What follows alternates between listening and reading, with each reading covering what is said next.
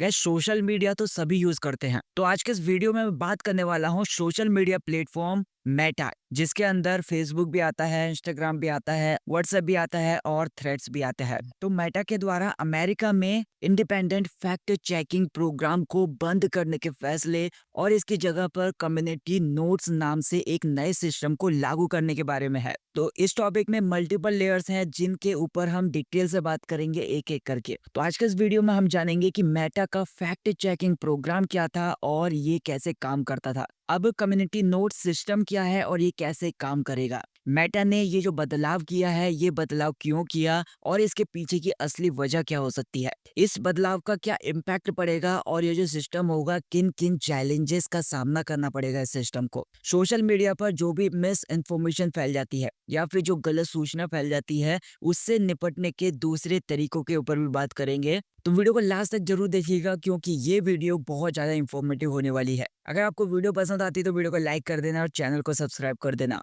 तो सबसे पहले हम ये समझते हैं कि मेटा का फैक्ट चेकिंग प्रोग्राम क्या था। मेटा ने 2016 में यूएस प्रेसिडेंशियल इलेक्शन के बाद इस प्रोग्राम को शुरू किया था, यानी कि मेटा के फैक्ट चेकिंग प्रोग्राम को शुरू किया था, जिसमें रशियन डिसइंफॉर्मेशन कैंपेन्स ने अमेरिका के इन्फ्लुएंस्ड वोटर्स को प्रभावित करने के लिए सोशल मीडिया का यूज किया था। इस प्रोग्राम के अंडर मेटा ने थर्ड पार्टी फैक्ट चेकर्स की मदद ली थी, जो कि इंटरनेशनल फैक्ट चेकिंग नेटवर्क के द्वारा यानी कि आईएफसीएन के द्वारा सर्टिफाइड था। अब इस प्रोग्राम के अंदर वे क्वेश्चनेबल कंटेंट को रिव्यू करते थे। अपनी reporting, primary sources, public data और मीडिया एनालिसिस के आधार पर इसे वेरीफाई करते थे। अब इसी की वजह से कोई भी ऐसा कंटेंट है जो सोशल मीडिया पर अवेलेबल है, वो झूठा है या फिर मिसलीडिंग है, यानी कि गुमराह कर देने वाला है, तो इस चीज को रेट करने के लिए हम इसका यूज करते थे। अब जैसे कोई भी कंटेंट था वो अगर झूठा पाया जाता था या फिर मिसलीडिंग पाया जाता था,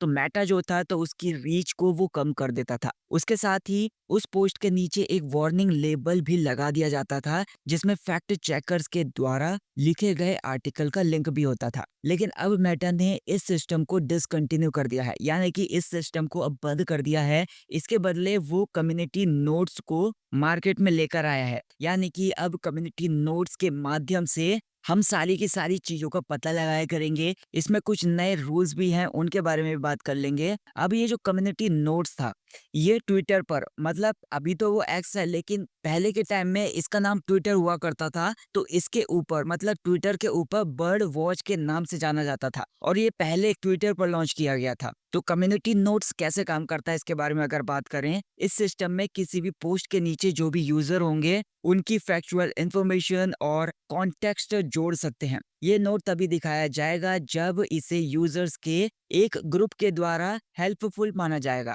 अब इसमें ज्यादा से ज्यादा यूजर पार्टिसिपेशन बढ़ेगा, यानी कि ज्यादा से ज्यादा जो यूजर्स होंगे इसमें भाग लेते रहेंगे या फिर ज्यादा से ज्यादा यूजर्स की भागीदारी से ये जो मॉडल होगा वो और भी ज्यादा बेहतर बनता हुआ चला जाएगा। अब मेटा का ये कहना है कि जो सिस्टम है वो बहुत ज्यादा ट्रांसपेरेंट है और बहुत ज्यादा इंक्लूसिव भी है। अब ये केवल एक्सपर्ट्स की राय पर निर्भर नहीं करता, बल्कि जो आम जनता होती है उसको भी फैक्ट चेकिंग प्रोसेस में शामिल करता है। अब क्वेश्चन ये आता है कि ये जो बदलाव किया गया है ये क्यों किया गया है। मेटा का ये कहना है कि फैक्ट चेकिंग सिस्टम में एक्सपर्ट्स के अपने प्री जस्टिस होते हैं जो उनके फैसलों में झलक सकते हैं। अब कंपनी के मुताबिक ये जो समस्या है वो पॉलिटिकल और सोशल जो इश्यूज होते हैं उनके ऊपर ज्यादा नजर आती है। लेकिन जो भी क्रिटिक्स हैं, जो भी आलोचक हैं, उनका ये मानना है कि मेटा ने ये कदम पॉलिटिकल प्रेशर में आकर उठाया है। इंटरनेशनल फैक्ट चेकिंग नेटवर्क जो है, यानी कि आईएफसीएन जो है, उसका ये कहना है कि मेटर के द्वारा यूज किए गए फैक्ट चेकर्स ट्रांसपेरेंट और इम्पार्शियलिटी की शपथ लेते हैं, यानी कि गैर पक्षपात का शपथ लेते हैं और पारदर्शिता का शपथ लेते हैं। अब कम्युनिटी नोट्स जो लागू किया जाएगा उसके लिए चैलेंजेस भी हैं यहाँ पर, क्योंकि ये जो सिस्टम है वो यूजर के द्वारा ड्राइव किया जाने वाला सिस्टम है, यूजर के द्वारा ऑपरेट किया जाने वाला सिस्टम है। इसीलिए ये ऑर्गेनाइज्ड ग्रुप के द्वारा मिसयूज का शिकार हो सकता है। उदाहरण के लिए, जैसे एक पॉलिटिकल ग्रुप है, तो इस सिस्टम का यूज अपने विचारों को वो बढ़ावा देने के लिए कर सकता है। इसमें जो मिसलीडिंग इंफॉर्मेशन होगी उसका भी फैलाव बढ़ेगा। अगर जैसे कोई भी फॉल्स इंफॉर्मेशन है या फिर कोई भी गलत जानकारी है, अगर बड़ी मात्रा में लोग उसको हेल्पफुल मान लें, तो वो पोस्ट के नीचे दिखने लगेगी और ये दूसरे प्लेटफॉर्म्स पर भी गलत जानकारी को फैलने से रोकने में भी प्रभावी नहीं होगा। अब पॉलिटिकल और सोशल इश्यूज को लेकर भी कॉम्प्लेक्सिटी है यहाँ पर। जो पॉलिटिकल इश्यूज होते हैं या फिर जो सोशल इश्यूज होते हैं, उनके ऊपर जो फैक्ट चेकिंग होती है, वो करना बहुत ज्यादा कॉम्प्लेक्स मुद्दा होता है। अब जो कॉम्प्लेक्स नोट होगा वो इस कॉम्प्लेक्सिटी को शायद ही समझ पाए। यहाँ पर लैंग्वेज और कल्चरल बैरियर्स भी आ जाते हैं, यानी कि ये जो सिस्टम है केवल इंग्लिश में ही अवेलेबल हो सकता है, जबकि जो गलत जानकारी होगी वो कई भाषाओं में फैलाई जा सकती है। अब सोशल मीडिया में जो मिस इन्फॉर्मेशन होती है उसके फैलाव से निपटने के लिए या फिर जो गलत जानकारी का फैलना होता है उससे निपटने के लिए दूसरे तरीके भी है।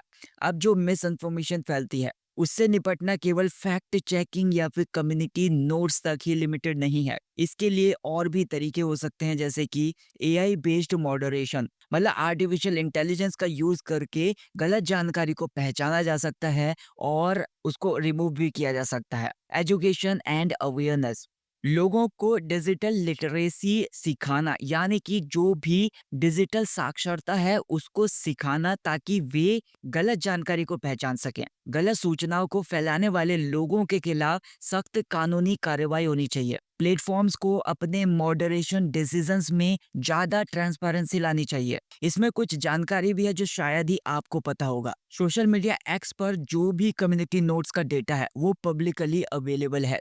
आप इसे डाउनलोड भी कर सकते हैं और अपने लेवल पर इसको एनालाइज कर सकते हैं।